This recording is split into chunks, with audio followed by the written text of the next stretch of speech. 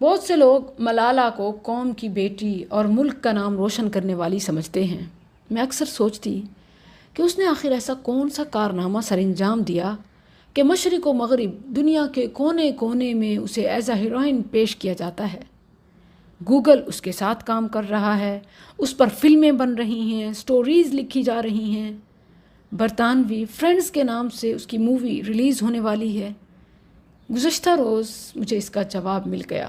برطانیہ کے مشہور و معروف میگزین کا کور فوٹو بنی۔ اسے لیجنڈ اور سروائیور کہا جاتا ہے۔ جانتے ہیں اس سب کی قیمت کیا ہے؟ ایمان فروشی، ملک و ملت کے خلاف بولنا۔ یہ وہ چیز ہے جس نے اسے اغیار کی آنکھوں کا تارا اور محبوب نظر بنایا۔ دوران انٹرویو ملالہ سے شادی اور محبت کے حوالے سے پوچھا گیا تو اس نے کہا کہ مجھے سمجھ نہیں آتا کہ لوگ شادی کیوں کرتے ہیں۔ اگر آپ اپنی زندگی میں کسی کے ساتھ رہنا چاہتے ہیں تو نکاح نامے پر دستخط کی کیا ضرورت ہے؟ آخر صرف پارٹنر بن کر کیوں نہیں رہ سکتے؟ سچ کہا ملالہ نے، اسے کسی نے سمجھایا ہی نہیں، اسی لیے تو اس نے کہا کہ مجھے سمجھ نہیں آتا۔ چلیں سمجھا دیتے ہیں۔ سنو ملالہ اور ملالہ کی ہر سوچ رکھنے والا، میں سمجھاتی ہوں کہ نکاح کے بغیر مرد و عورت اکٹھے کیوں نہیں رہ سکتے، کیونکہ living without marriage is fornication, living without marriage is adultery. نکاح کے بغیر رہنا زنا ہے اور نکاح کے ساتھ رہنا نصف ایمان ہے۔ یاد رکھیں، اسلام میں نکاح نصف ایمان کی حیثیت رکھتا ہے اور کفر اسی نصف ایمان کے در پہ ہے۔ کبھی عورت مارچ کی آڑ میں تو کبھی آزادی کی آڑ میں اور کبھی تعلیم، کیریئر، ترقی کی راہ میں نکاح کو رکاوٹ سمجھتے ہیں۔ حالانکہ نبی صلی اللہ علیہ وسلم کے دور میں دیکھیں تو نکاح ایجوکیشن اور کیریئر میں رکاوٹ نہیں بلکہ راستہ ہے۔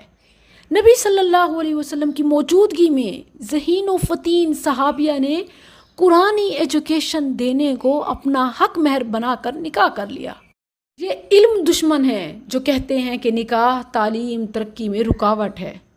یہ صرف ایک نام نہیں، صرف ایک کردار نہیں، بلکہ وہ پورا گندا لبرل طبقہ ہے جو اپنے آپ کو تو برباد کر چکے ہیں، دوسروں کو بھی برباد کرنا چاہتے ہیں۔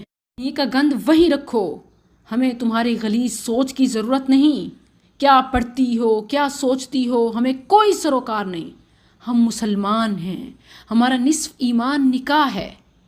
ناظرین، یہ صرف ایک انٹرویو نہیں ہے، یہ بہت بڑی پلاننگ ہے، بہت بڑی سازش ہے، بہت بڑا ایجنڈا ہے۔ It's their life, let them do whatever they want۔ یہ بہت بڑی سازش کے تحت سب کچھ ہو رہا ہے۔